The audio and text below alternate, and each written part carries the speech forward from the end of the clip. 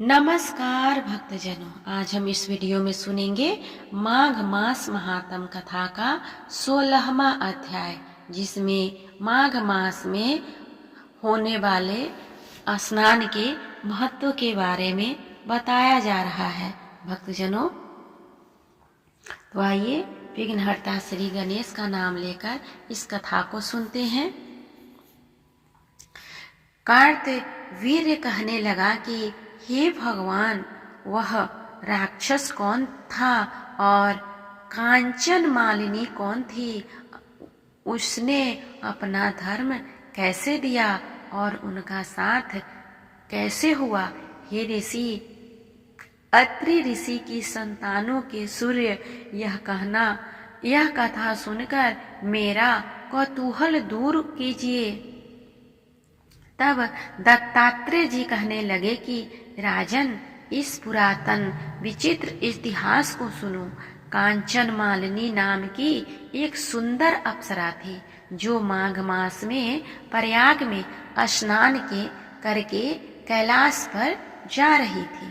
तब उसको मार्ग में जाते हुए हिमालय के कुंज से एक धीर राक्षस ने देखा।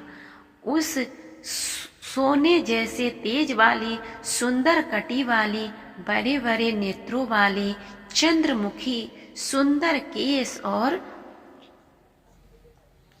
पयोधड़ वाली सुंदर अप्सरा को देखकर उस राक्षस ने कहा कि हे सुंदरी कमल नयनी, तुम कौन हो और कहाँ से आ रही हो?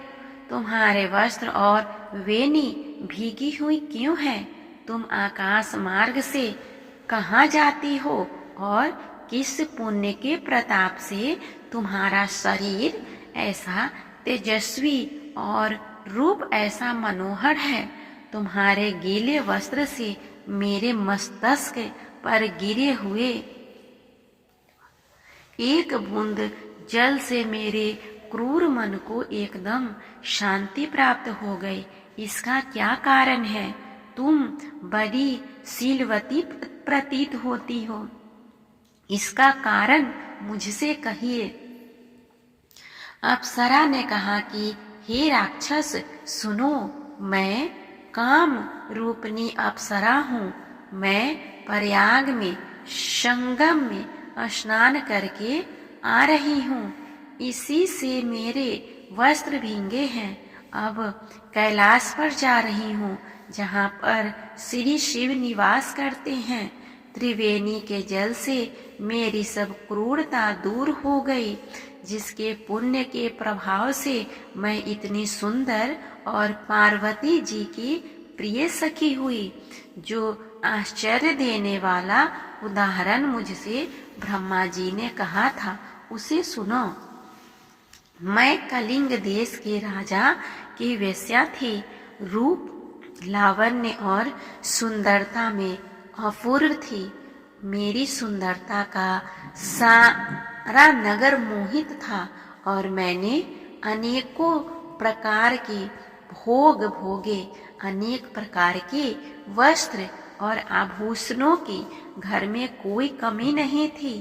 कई कामी पुरुष आपस में स्पर्धा ही से मृत्यु को प्राप्त हो गए। इस तरह उस नगर में बड़ी सुंदरता से यौवन प्रतीत हुआ और मैं वृद्धावस्था को प्राप्त हो गई। तब मेरे मन में विचार उत्पन्न हुआ कि मैंने अपनी सारी आयु पापों में ही व्यतीत कर दी।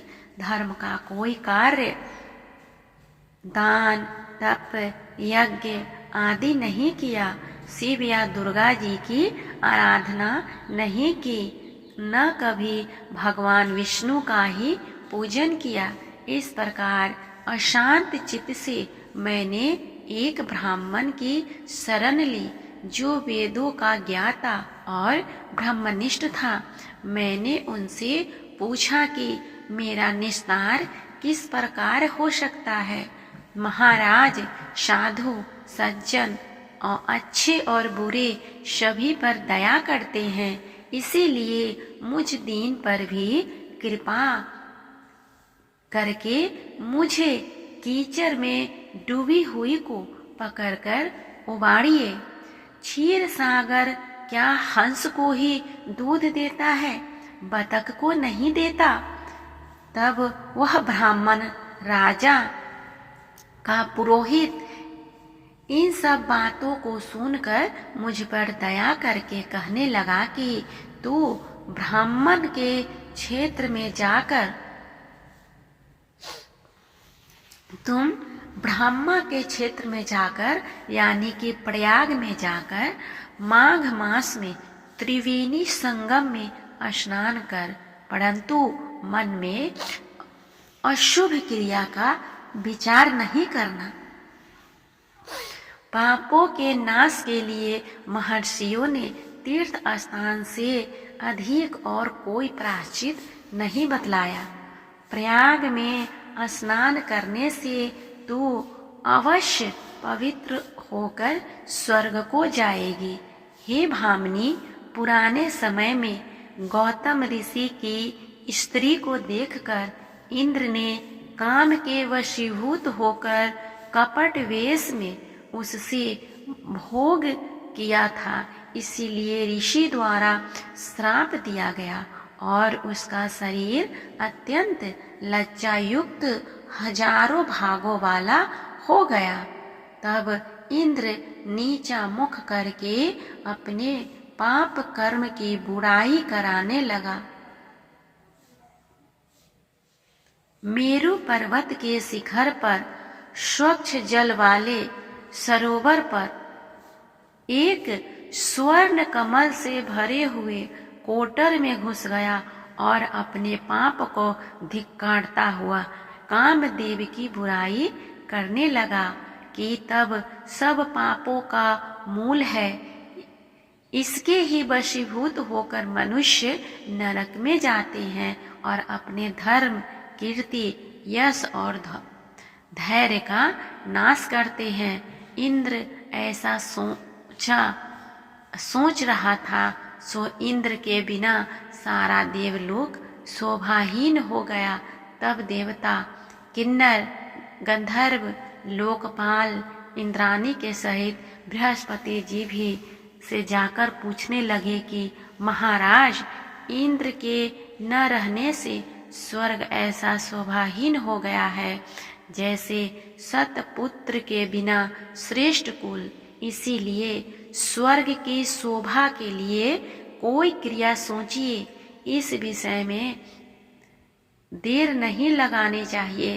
तब बृहस्पति जी कहने लगे कि इंद्र ने बिना सोचे विचारे जो कर्म किया है उसका फल भोग रहा है, सो वह कहाँ है? मैं यह सब जानता हूँ।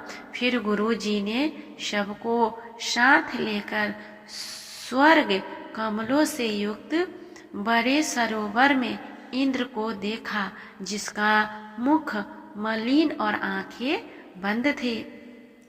तब इंद्र ने बृहस्पति जी के चरणों को पकड़कर कहा कि इस पाप से उद्धार करके आप मेरी रक्षा कीजिए।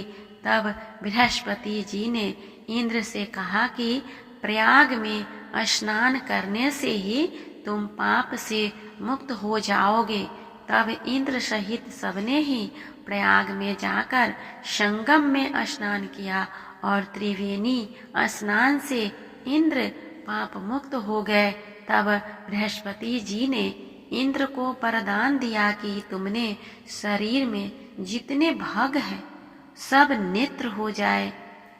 तब इंद्र ब्राह्मण के वर से 1000 नेत्रों से ऐसा सुशोभित हुआ जैसे मानसरोवर में कमल शोभायमान होता है। इस तरह हमने सुना माघ मास महात्म कथा का 16वां अध्याय। उम्मीद करती हूँ आप सभी को यह कथा अच्छा लग रहा होगा। कैसा लग रहा है प्लीज कमेंट करके बताएं, और अगर अच्छा लगे तो कमेंट बॉक्स में राधे राधे लिखना ना भूलें।